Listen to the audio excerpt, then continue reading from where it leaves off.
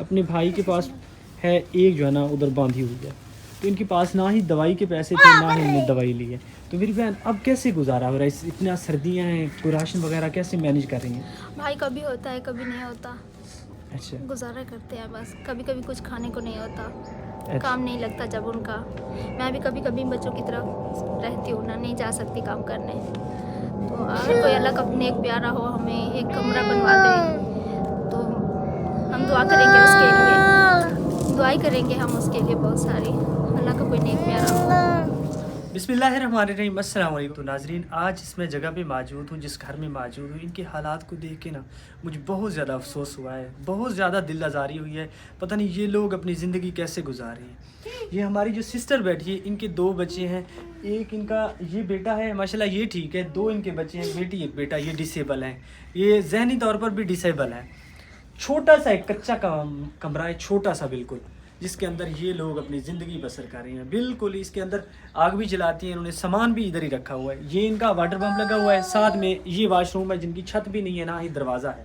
थोड़ी सी जगह है जिसके अंदर ये लोग अपनी ज़िंदगी गुजार रहे हैं। ये तकरीबन 3-4 मरले जगह होगी, किसी ने इनको दी है इनको बैठने के लिए। इनके पास एक अदद अगर इनको रूम मिल जाए तो इनके लिए बहुत ज़्यादा आसानी हो जाएगी। इनको रूम की सख्त ज़रूरत है। तो अब पाकिस्तान में बहुत ज़्यादा सर्दियां हैं, ये कच्चा मकान है, बिल्कुल ही छोटा सा है।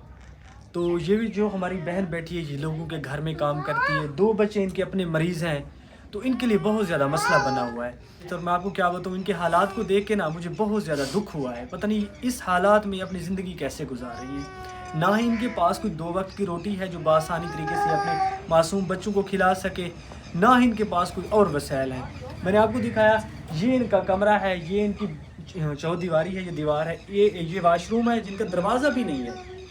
तो इस तरह की जो फैमिलीज़ होती हैं, इस तरह के जो बिल्कुल मुस्तहिक लोग होते हैं, इनका पैगाम मैं आप लोगों तक हर वक्त शेयर करता रहता हूँ। जो लोग अल्लाह ताला की रज़ा समझ के इस तरह की हमारी माँओं बहनों की मदद करते हैं, ये आपके लिए हर वक्त दुआ करते बच्चे हैं, 3 बच्चे हैं।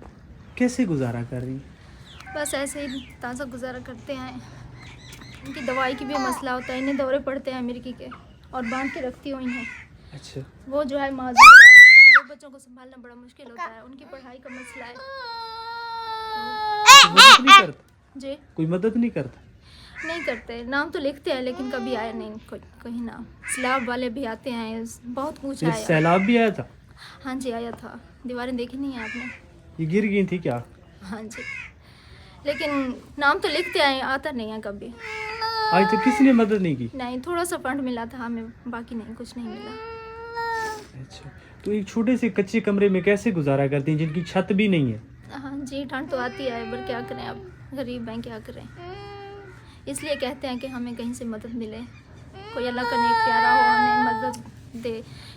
बस ताज़ा ही गुजारा चलता है, घरों में जाकर काम करती हूँ।